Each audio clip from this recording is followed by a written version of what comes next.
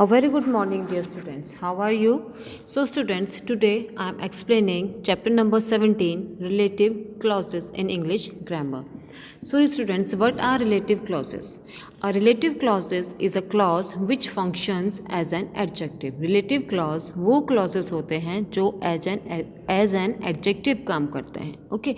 As an adjective में क्या होता है, जब हमें किसी भी noun या pronoun के बारे में ज़्यादा information मिलती है. Okay? An adjective gives an more information about noun or a pronoun. Okay? So relative clauses gives more information about someone और समथिंग, कि ये हमें किसी व्यक्ति के बारे में या किसी थिंग के बारे में जब हमें और ज़्यादा इन्फॉर्मेशन देते हैं तो वहाँ पे हम रिलेटिव क्लॉजेज का यूज़ करते हैं. For example, I bought a new car that is very fast, कि मैंने एक नई कार खरीदी है जो बहुत तेज़ चलती है. And she lives in New York which is her favourite city. In the first sentence हमें किसके बारे में इंफॉर्मेशन मिल रही है? न्यू कार के बारे में, कि जो वो बहुत तेज़ चलती है. And in the second sentence we give the information that New York के बारे में हमें इंफॉर्मेशन मिल रही है कि जो वो बहुत ही which is her favourite city, उसकी वो बहुत फेवरेट शहर है. In these sentences the clauses that is very fast and which is her favourite city are relative clauses and they give information about a new car and New York respectively. Okay, इन दोनों sentences में हमें that is very fast और which is her favourite city, ये क्या है? Relative clauses. किससे related है ये? New.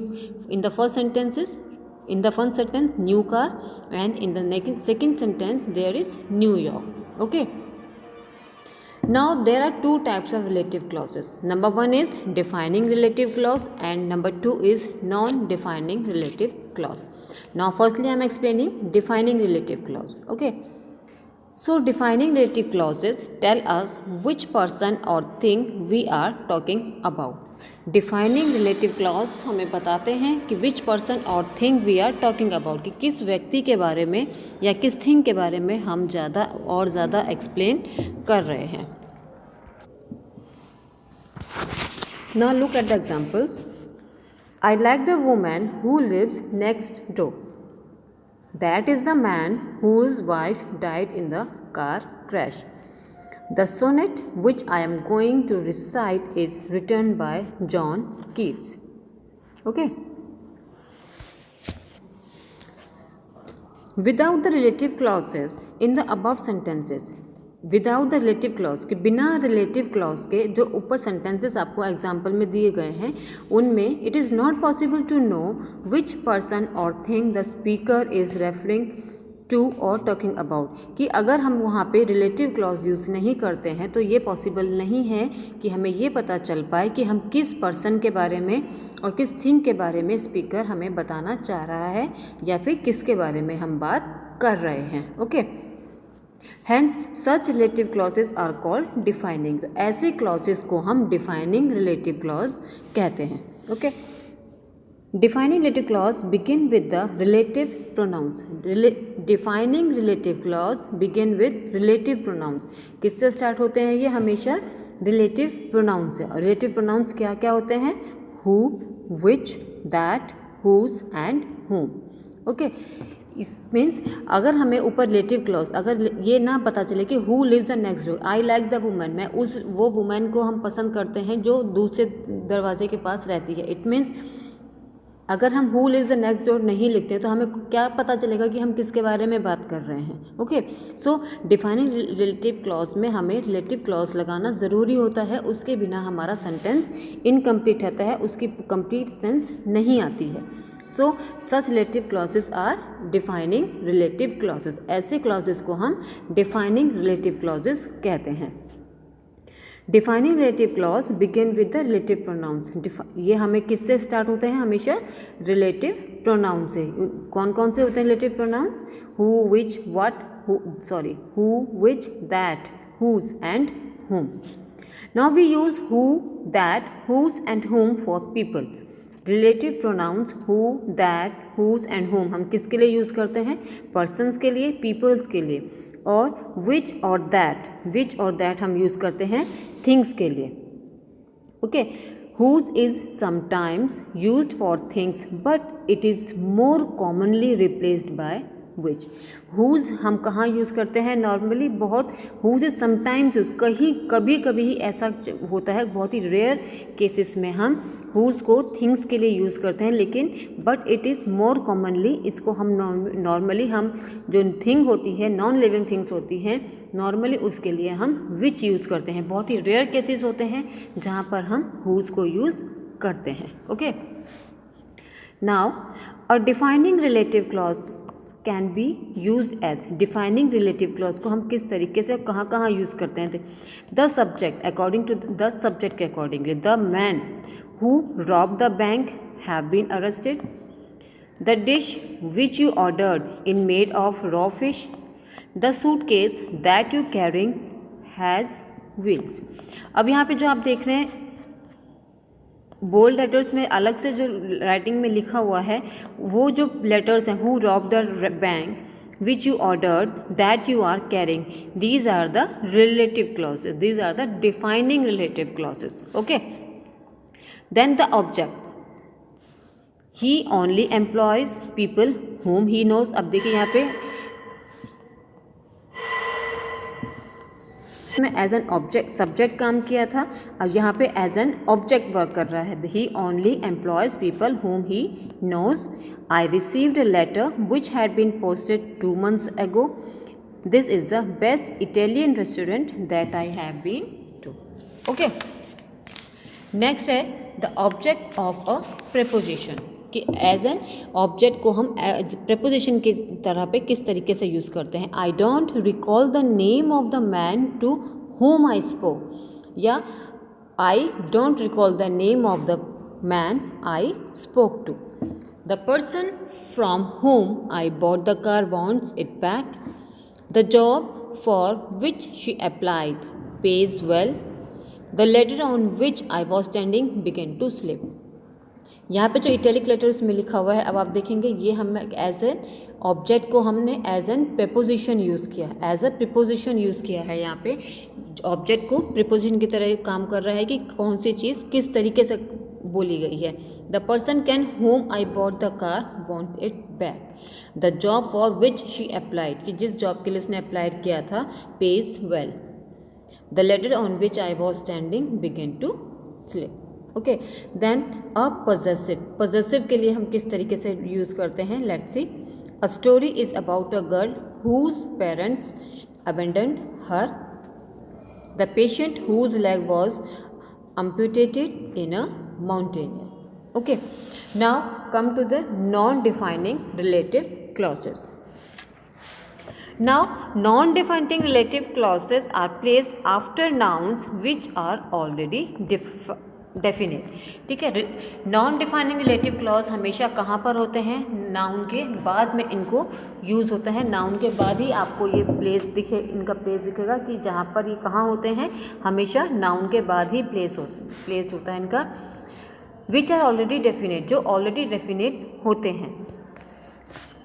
They do not therefore define the noun but give more information about it. वो नाउन को ज़्यादा नाउन या प्रोनाउन के बारे में कुछ ज़्यादा इन्फॉर्मेशन तो नहीं देते हैं, लेकिन but give more information about, लिखी हुई नहीं, लेकिन उस सेंटेंस से हमें ये पता चल जाता है कि यहाँ पे हमें किसके बारे में इन्फॉर्मेशन दी गई होती है। They do not define the, noun को डिफाइन नहीं करते, लेकिन फिर भी उसके बारे में हमें, नाउन के बारे में कंप्लीट इन्फॉर्मेशन हमें ये देते हैं।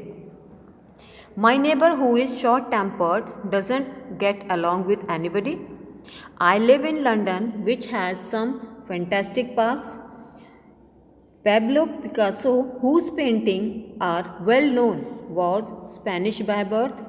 And my sister, whom I live with, is very knowledgeable about cars. Okay. Now the relative clause in the above sentences। अब यहाँ पर देखिए जो अभी एग्जाम्पल्स हमने पढ़े हैं, इन एग्जाम्पल्स में are not essential in the above sentences are not essential and can be omitted without causing confusion, hence they are called non-defining relative clauses। अब जो ऊपर रिलेटिव क्लॉज हैं, अगर इनको हम बीच में जो हमारे इटैलिक लेटर्स में लिखे हुए हैं, इनको अगर हम ओमिट भी कर देते हैं तो भी हमें कुछ हमारे सेंटेंस पे इसका ज़्यादा इफ़ेक्ट नहीं होगा, ठीक है। My neighbour who is short temper, तो ये हु इज़ शॉर्ट टेम्पर्ड यहाँ पे हमें इसकी नीड नहीं है कि ये हमें बताना ज़रूरी है कि वो बहुत ही शॉर्ट टेम्पर्ड है, ठीक है। My neighbour doesn't get along with anybody, हम इसके लिए सिंपली ये अगर हम ये सेंटेंस भी लिखते हैं यहाँ पे कि my neighbour doesn't get along with anybody, that is sufficient, कि हमें नाउन के बारे में पूरी वहाँ पे इंफॉर्मेशन मिल रही है। Okay, I live in London, ठीक है, मैं लंदन में रहता हूँ, विच हैज़ सम फैंटास्टिक, इसकी हमें ज़रूरत नहीं है कि अगर वहाँ पे फैंटास्टिक पार्क है या नहीं, इसके बिना भी हमें लंदन के बारे में इंफॉर्मेशन मिल रही है। Okay, so non defining relative clause has separated from their nouns by means of commas, non defining clauses को हम उनसे कॉमा लगा के सेपरेट करते हैं। This is not the case with defining relative clauses, और ये हमारा रिलेटिव जो होता है डिफाइनिंग रिलेटिव क्लॉज होता है, वहाँ पर हम कॉमा का यूज़ नहीं करते, वहाँ पे हमें सिंपल एक सेंटेंस दिया हुआ होता है जिसके बारे में हमें कंप्लीट इन्फॉर्मेशन मिलती है। लेकिन यहाँ पे हमें नाउन के बारे में जो उसके नाउन को डिफ़ाइन करता है वो एक कॉमा लगा के उसके बारे में हम जो किया हुआ होता है कॉमा लगाते हैं, और डिफाइनिंग में हमें ये चीज़ नहीं करते। Non defining relative clauses begin with the relative pronoun, अब नॉन डिफाइनिंग रिलेटिव क्लॉजेज हमेशा किससे स्टार्ट होते हैं? रिलेटिव प्रोनाउन से, जो होते हैं who, which, whom and whose, that is not use in non defining relative clause, नॉन डिफाइनिंग रिलेटिव क्लॉज में हम दैट का यूज़ नहीं करते।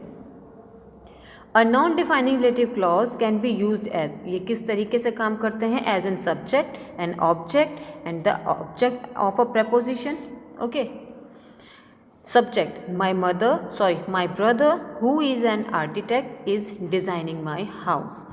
अब देखिए माई यहाँ पे एज एन सब्जेक्ट काम कर रहे हैं, my mother's house which she bought recently is in Noida. Then the object, I have to do this project with Sanya, whom I don't know very well, and my grandmother gave me a sweater which she had knitted herself. Then the about of a preposition, Mr. Amar, for whom I work, is a hard taskmaster, and Sameer, with whom you used to play tennis, is now a professional player. Okay, देखिए the house for which we paid 20 lakh rupees is now worth over 1 crore. Okay, next है unlike defining clauses is non-defining clauses, it is not possible to omit the relative noun when the relative clause is the object of a preposition. Unlike defining clauses is non defining clauses, unlike defining clauses जो होते हैं वो non defining clauses से होते हैं, लेकिन it is not possible, लेकिन ऐसा नहीं हो सकता कि हम इनको to omit the relative pronoun, कि उनको हम रिलेटिव प्रोनाउन से भी वहाँ से हटा दें। When the relative clause is, कब नहीं हटा सकते? जब हमारा relative clause as the object of a preposition work करता है। ओके, नेक्स्ट है possessive, my aunt whose children are in senior school is looking for a job. The car whose brake failed had been tampered by someone. possessive में जब हमारी ownership दिखाई देती है sentences में। Okay, so students, I hope you understood very clearly. Good day, goodbye and take care.